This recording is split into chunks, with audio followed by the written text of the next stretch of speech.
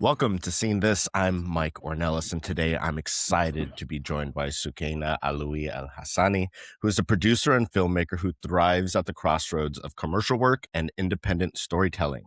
Her latest project, called To Fade Away, looks at a Lebanese scientist who dared to dream of a better world, but is faced with forces preventing his progress at every step. Soukaina, welcome to the show. Thank you, Mike. A pleasure to be here. Congratulations on your film and all your success thus far. I'd love Mhm. to understand where your love of storytelling came from and how did that lead you to become a producer? I think my love of storytelling probably came from the fact that storytelling is narrative in general, is how I think people learn how to understand the world, how to be compassionate and empathetic. And I grew up in a very communitarian culture, and the way that I learned English, the way that I learned a lot of my skills was delivered to me through narrative. Mm, And from a very young age, I think I definitely understood the power of narrative and the impact that it could have on audiences and viewers. Like, I it makes you laugh, it makes you cry, it makes you feel. And as someone who's fairly sensitive, I enjoy feeling. There's something that is deeply grounding in feeling and feeling deeply, and I think storytelling is such a big part of that. Like, how do you tell a story the right way and tell the story in a way that does it justice and does its predecessors justice? Because we're living in a world of archetypes now, right? So it's like, how do you do justice to these archetypes, and how do you tell authentic stories authentically? And a lot of my very, very deeply emotional and close relationships growing up centered around storytelling. If it wasn't like oral storytelling, it was filmmaking. If it wasn't filmmaking, it was writing stories. And I know I learned English watching like TV shows and movies, and sure. a lot of my learnings came from that. And then a lot of my assignments in high school were actually films, like short films that, I made a film about, the Trojan horse and the fall of Mm, Troy. And I made a film about the Charleston because we were reading The Great Gatsby, and I made a film about Mussolini. And geography, we I took the concept of Avatar and made a film from it in my geography class. So love it. it was always this, how do I bring this, like, the academia of something, the dryness of something, which academia doesn't always have to be dry, but we'd be remiss to not admit that sometimes it's hard to keep up with the facts and the dates and the numbers. But if you give people something to hold on to, that makes it easier to hold on to, which is, in my opinion, that emotional component, which is what I've been learning to do since I was a kid. And then I came to the States and I was like, damn, I think this is what I want to do. And as a producer, you're a little bit of an executor of that. So it's not just this, like, idea of like, oh, we're just creating something. It's the idea of we're creating something, but how do we create it with the Mhm. resources that we have available to us and with the abilities that we have? So it requires a lot of radical self-honesty and a lot of compromise, but done the right way, it can actually imbue a story with so much more personality, I would say. I love that. I love meeting creatives that find inspiration in everything and want us kind of like, how do you make that evolve to the present day? And Yeah. and for yourself, you've worked in commercial work and done work with partners like Coca-Cola, Logitech, Planned Mhm. Parenthood, Verizon, Paramount, Netflix, and you've also worked on independent films. Can you speak to either the similarities or differences a Mm. role of a producer has between these various forms of storytelling? Of course. I think, well, in a lot of those, I'm mostly a post producer in the commercial space. And in that space, you're really it's the timelines are tighter, the rounds of reviews, there's a little bit of a corporatization of the process. With film, you let the creative breathe a little more, and you're able to push those dates for the sake of the creative a little bit more. Mm, You have more time to process. However, I will say that I do think that both of these processes inform one another. You have film producing, which is, in my opinion, has less rigidity in collaboration in the sense that you wear multiple hats all the time. mhm, As filmmakers, right? It's not like you only do this and you only do that. It's like, no, the creative really is at the crux of everyone's like everyone is like moving towards the same goal. And so there is almost an abandonment of ego to bring it alive. So it's not about the rigidity of I only do X or I only do Y. It's about, well, I can do this. right. Let me do this too as well. But with commercial, I think there's a little bit there's significantly more delineation. I think there's definitely similarities in execution in terms of duration, in terms of process, pipeline, Mm, all that stuff, but I do think that there's something about a film that sometimes can be a little bit more soulful. It's like it absolutely. really takes its time to come to fruition, and it's significantly more collaborative, in my opinion, because it's not just this thing that you have to do within a timeline, it's a vision you're bringing to life. Now, it's similar in commercial, but I think one entity's vision is more important than anything. Mm, And there's more rules and regulations to navigate in that space than there is in film, where it's a little bit more like a free world Zelda situation. sure. Open world, get to roam Open everywhere. world. Yeah. Yeah, oh, okay, side quests, let's go. Right, right, right. Got to finish all the side quests before you get to your main objective. Mhm. I have a bit of a selfish, very specific question around commercial Of course. marketing, just because I find that there's a range of advertising that we're exposed to, right? At this Mm, point, it's everywhere. Um, yeah. Oftentimes, personally, I feel some commercials infantilize its message or kind of Yes. speak down to a level, right? And, Mm. every now and then there's an ad that truly catches our attention. And to be quite Mhm. honest, I think of Audible project you work on, 1984 Times Square piece you Mhm. work, which I thought was really creative and very cool. Um, Mhm. and then also you have pharmaceutical companies that are almost unintentionally comedic at this Yeah. time. Why do you think there is this template in advertising, and does it really depend client to client, and is there an opportunity to break out of that mold? What do you think of like the future of advertising from that standpoint? I I really do think it's from client to client. With pharma, there's a little bit more nuances because you have medical and legal reviews, right? So like there's a legal team that says we can't do this because of X or we can't do this because it implies Y. And Mm, implication is everything, which is why sometimes they err on the side of being a little bit too cautious. I sure. mean, and that's understandable. So they don't have the same liberties as sometimes other brands like Audible do. And Audible, I think, is a great case study in it's a bunch of creatives on their end and a bunch of creatives on our end and us kind of like synergizing and Right. creating this like, but what if we did X and what if we did Y?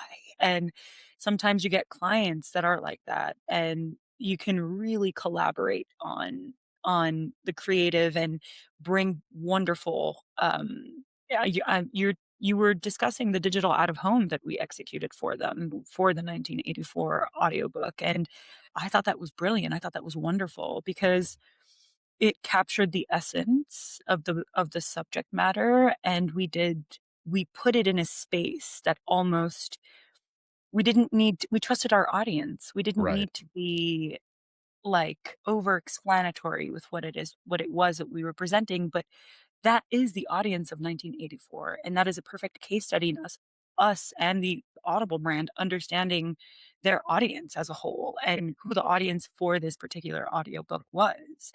And so there's instances where you can really flex that muscle in commercial, but I'll be the first to admit sometimes even in films things are overexplained and an audience Sure. isn't interested enough, which is essentially sometimes to the detriment of the film itself. So there's a lot. I think it just depends on who is leading this and who is saying yes and no, and who is willing to go the extra mile and take the leap of faith and actually trust an audience and say, "Hey, we'll try this and we'll do it and we'll see what this gives," and are able to do that. And then there's people who aren't able to do that. And I think a lot of my job is being able to sometimes eat that disappointment. Sure, for sure. But with complete understanding of this of the context too, right? Right. So, like, if you have a pharma client that's like, "Sorry, this implies that the medication that we're doing this ad for is doing X and Y, and meanwhile, we don't do that." And so it's Mhm, like, we have mhm. to be very careful, and messaging is everywhere. And Right, so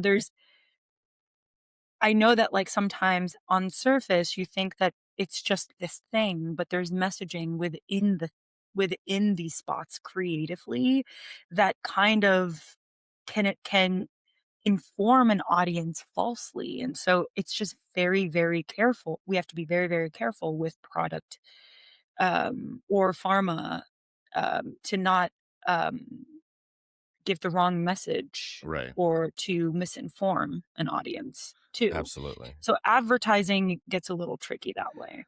Absolutely, absolutely. It just, you see some of them and it's like, we're having a picnic while you hear about the potential risk of limbs falling off. It's just that's why I say the Yeah. unintentional comedy of some of them, but Oh, totally for sure. understandable. I mean, what is it? Uh,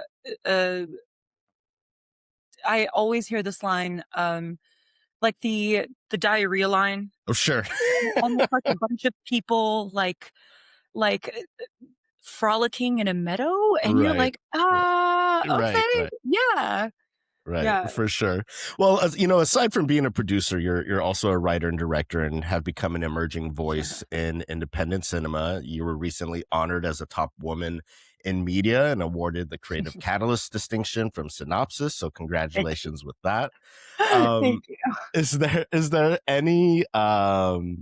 any specific role within storytelling that you gravitate more towards, whether that be producing, writing, directing, fancy your foot in acting? Like, is there anything that really speaks to you?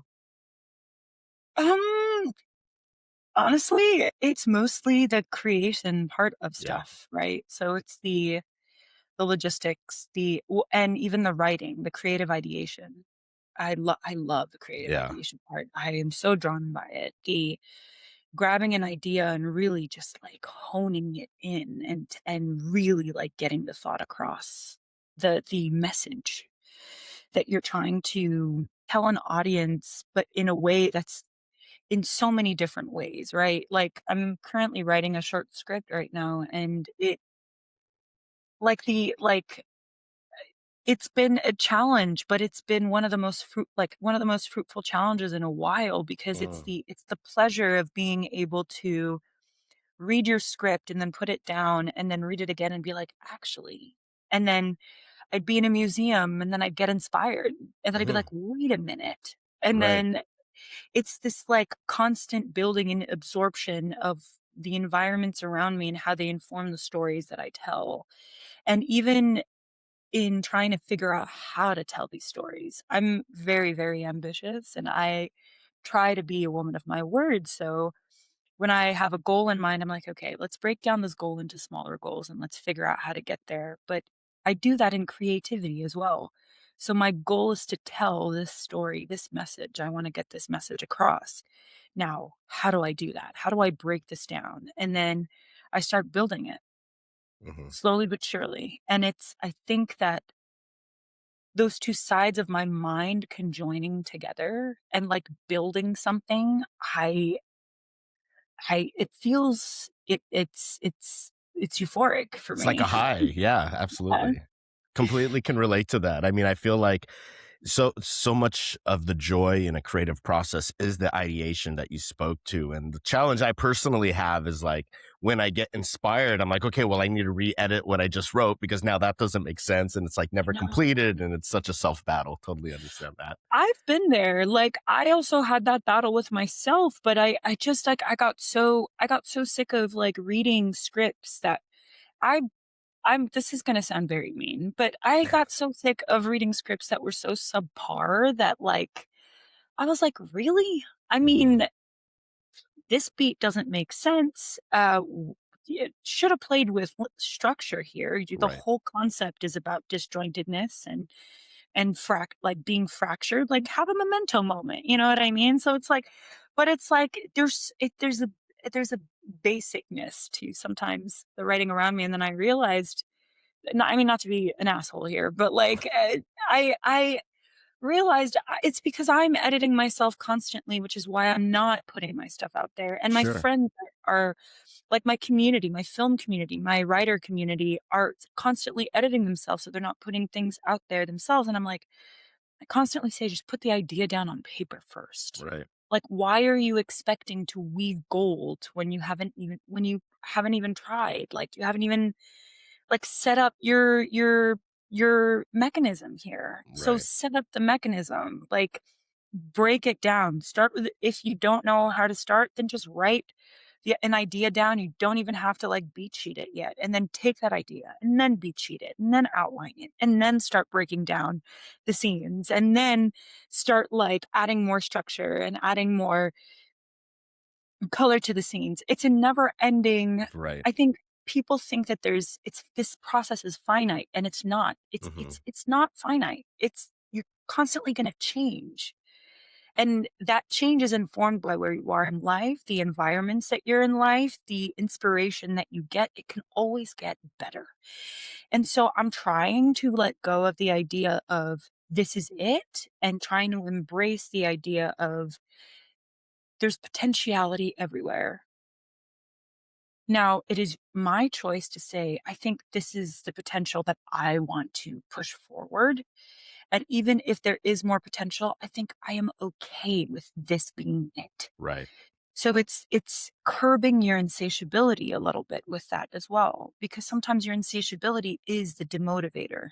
Absolutely. Absolutely. A journey of 1,000 miles starts with one step. Oh, for sure. Uh, Absolutely.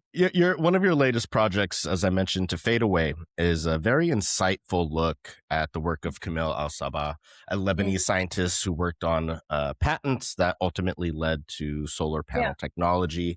How did this project get started? How did this come across your radar? And what about his story spoke to you? I love that you asked this question.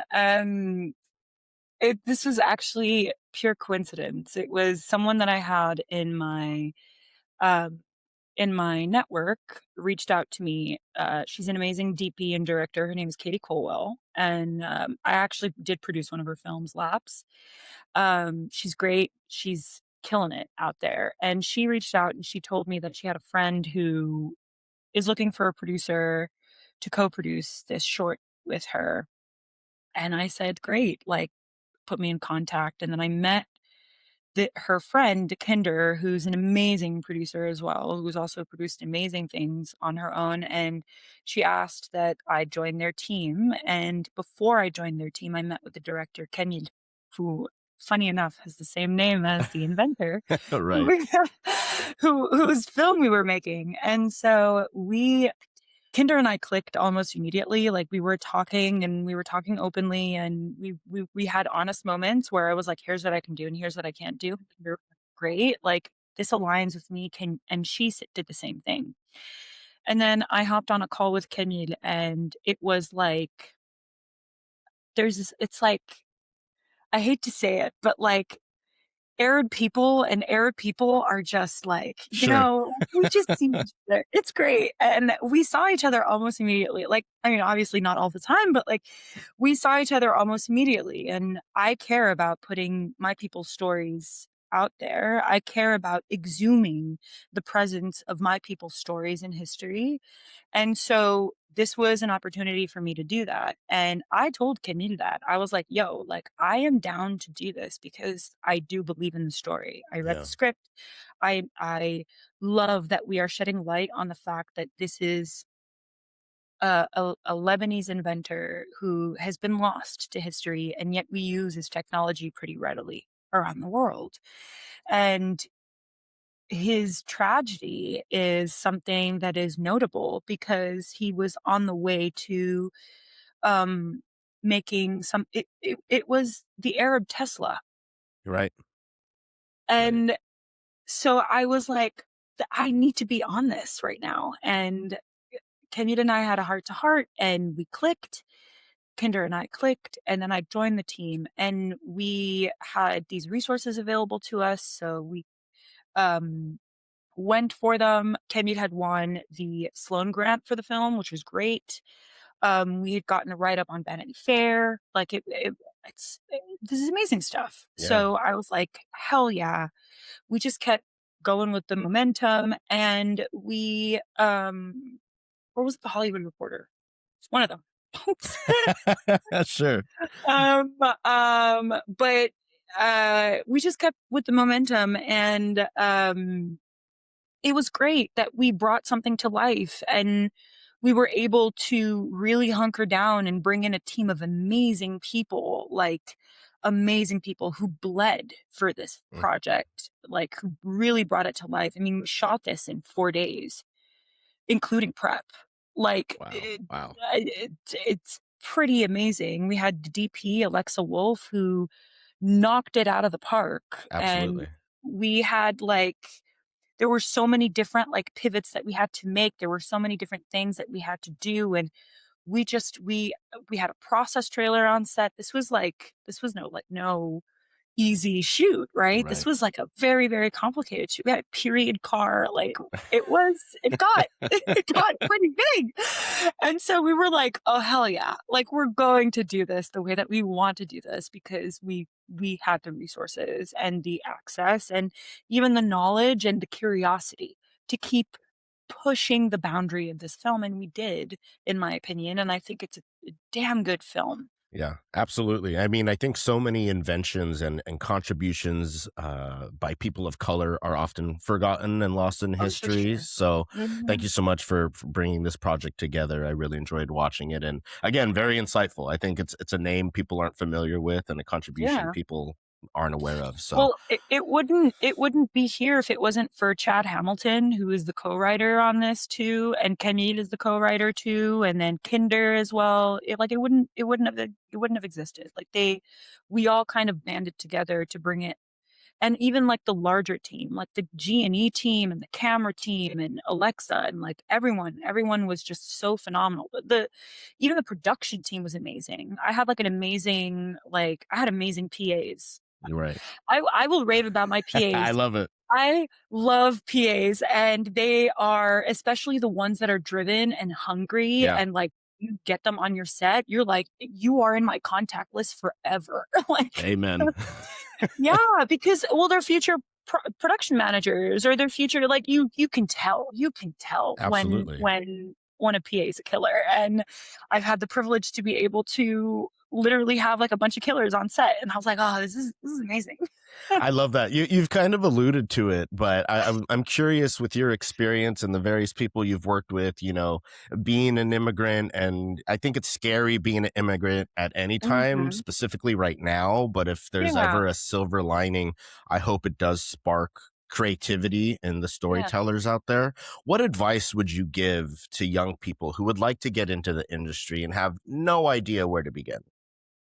I think just go for the jobs, like, truly, like, just PA for your friends' films, make the films yourself, like, grab a camera, just it really is just getting that exposure and getting that experience because the more experience you have, like, check out, like, all these, like, searching for 2 PAs for this weekend on a student film, like, go for those Jump opportunities. on I it. think Yeah. yeah, like, I think it's exhausting because this this industry is hard to get into. It's no door is open. So when you see a crack, you put your toe in there.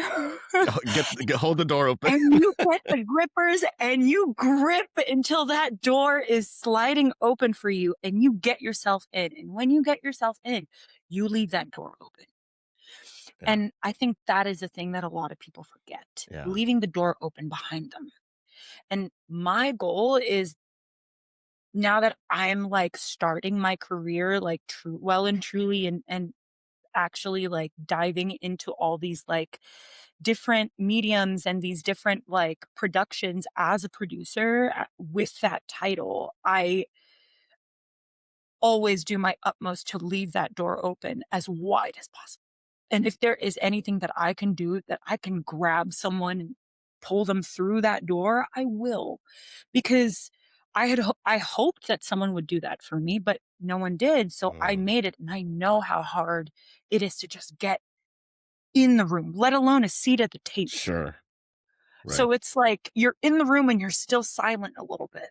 So it's like, and you have all these different things that still aren't going well for you, like in the sense that like, oh, when they see you, that when they see that you're young, they kind of like, they skew, or they kind of like just assume that you don't have the mettle or the experience or the confidence or the abilities yet.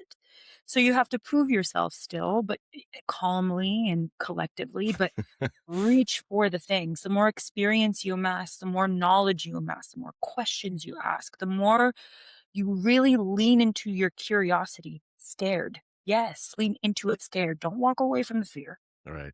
Do it scared. Just do it. Yeah. Be uncomfortable and be curious, but get the answers to your questions that are swirling in your head. No lecture is going to help you. No meet and greet is going to help you. Like, Sure. no, hey, like I'm going to like a job post. Hey, like like someone is coming to talk. That never helps you. I've emailed hundreds and hundreds of people after talks like those. I've gone to lectures and blah, and have met, this guy, this filmmaker, this person, this up and coming. They don't do anything for you. And it's not because they don't want to, they just don't have the bandwidth. Right. So you have to kind of pave that path for yourself. So don't give up, just keep going. And I promise you, one day you wake up and you're like, what? Like, this happened to me this weekend. I was sitting in my apartment and I was like, holy shit. In the past 10 years, I am currently like sitting here in my apartment that I pay for myself, doing the thing that I love. Love it. And it's been a long journey. Tumultuous, filled with challenges, but you do it. You get to the other side. Yeah. And that's the thing. It's that almost delusionally convincing yourself that you are going to get to the other side. And then one day you're sitting on your couch and you're like, I think I am on the other side. Am I on the other side? I mean, I guess. Is that line moving? Yeah, like, sure. and then you start to look forward and you're like, wait a minute, now I can actually keep expanding my dreams and my goals and all these different things. So it's really cool. Love that. Just do it. Get out there. Make friends with filmmakers. Go to like student job postings. Like, just get the experience. Know how to use a camera. What do you want to do? Figure out and explore in that realm too. Like, okay, I want to be a camera PA. Oh, I want to be a crafty PA. Maybe, I don't know, maybe you want to do food for a bunch of sets. Whatever your calling is, whatever speaks to you, for sure. Just try it. But the more experience you garner, the more settled you become in knowing that this is the life for you. Because I do think that sometimes people glamorize it a little bit. Absolutely. Yeah. And it's hard. It's not all pomp and circumstance. There's definitely some parts of it, but it's maybe like 5%. Mm-hmm. The rest of the 95% is late hours and like late nights and hard work, and the grind. Your wardrobe just turns to black at some point and you're like, what the hell happened here? Right. And you were like, oh no, that's because it's industry standard. Right. Well, I'm fired up, to say the least. I appreciate your time. I just have a last question that I like to ask everyone that I get a chance to talk to. What is a underseen film that you'd like to recommend to people that Ooh, hasn't gotten enough attention, and you think maybe it pairs well with some of the work you've done? Persepolis. It is a war drama, and it's based on a graphic novel. Love that. It's directed by Marjane Satrapi, who also it's her graphic novel, and, Vincent Paronneau, and I highly, highly, highly, highly recommend. I also want to recommend works by Moroccan filmmaker Miriam Touzani, as well as Sophia Tezi. They are amazing filmmakers, and I cannot wait what they do next with their stuff because they are kind of killing it right now. I love it. I love it. Soukaina Alaoui El Hassani. Can't wait to see what you do next as well. Thank you so Thank much for you. your time. Thank you. Congratulations on all your success and the success that I'm sure is to continue to come. So thank Thank you you for so joining much. the show and have a great rest of your week. You too. Bye.